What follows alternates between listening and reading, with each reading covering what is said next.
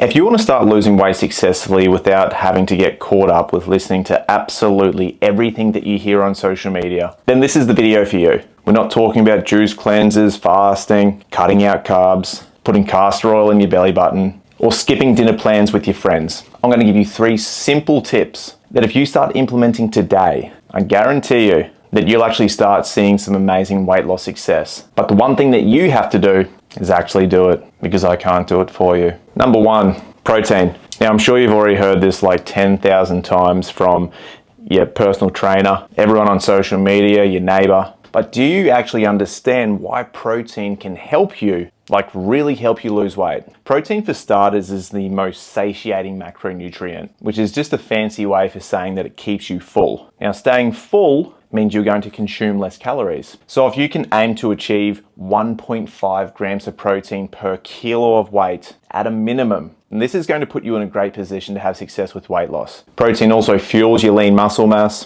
which is extremely important if you're in perimenopause or menopause. As an additional bonus, our body requires more calories to actually break protein down. So it keeps you full, fuels, builds and maintains lean muscle mass, which is actually the fountain of youth. And your body's going to utilize more calories just to digest it. Now, everybody gets a little bit worked up when it comes to trying to consume enough protein in the day. It really doesn't have to be that difficult. For starters, there's some really simple, basic, convenient products that you can use that are on the market today. Protein yogurts, protein smoothies, and then we can look at whole foods, for example. 100 grams of chicken breast has got 30 grams of protein. 2 eggs in the morning is going to give you 12 grams of protein. If you can get into the habit of actually flipping around your food labels and just looking at how much protein is in things, you'll soon come to realize that it's not as hard as you think. And by looking at nutrition panels on a more consistent basis, you start to really develop a lot of data. So number 1 is protein. Number 2, and this is probably the most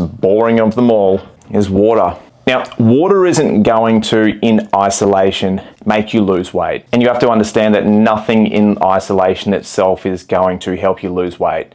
You know, some people say that quinoa is so fantastic for fat loss, or you've got to have your green smoothie in the morning if you want to lose weight. Weight loss is purely the result of a calorie deficit. Consume less calories than your body needs on a day-to-day basis, you're going to lose weight.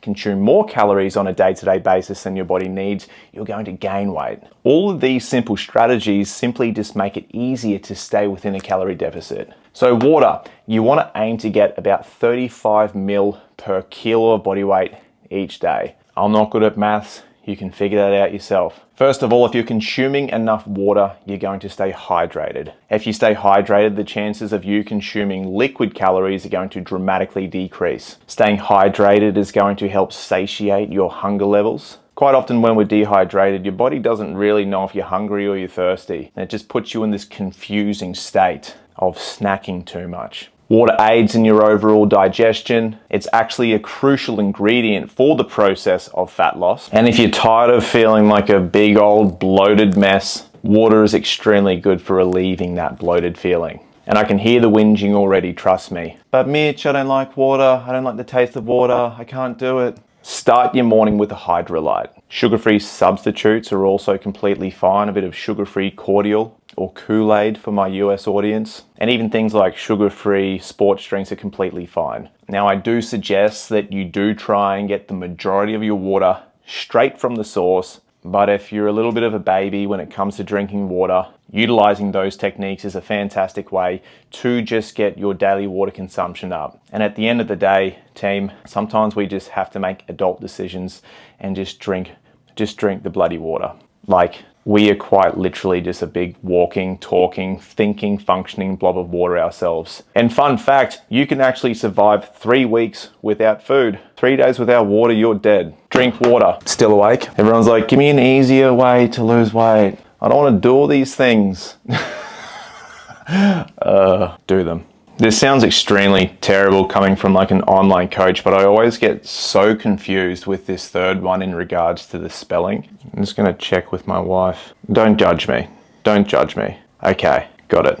The third one is fiber. Fiber.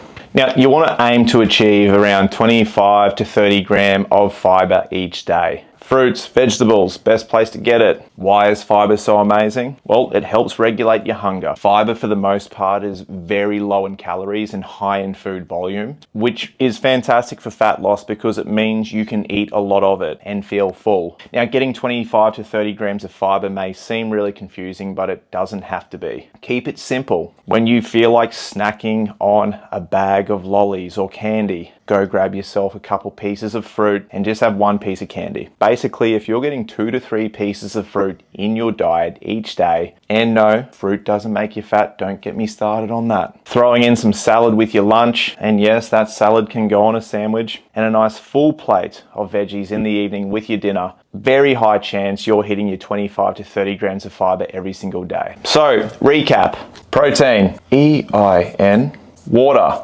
and fiber. If you can make it your objective each day to just start being a little bit more aware, a little bit more conscious about consuming more protein, more water, and more fiber, not only will you start to lose weight without having to think about the millions of things that you think you need to do, which by the way you don't, you're going to sleep better.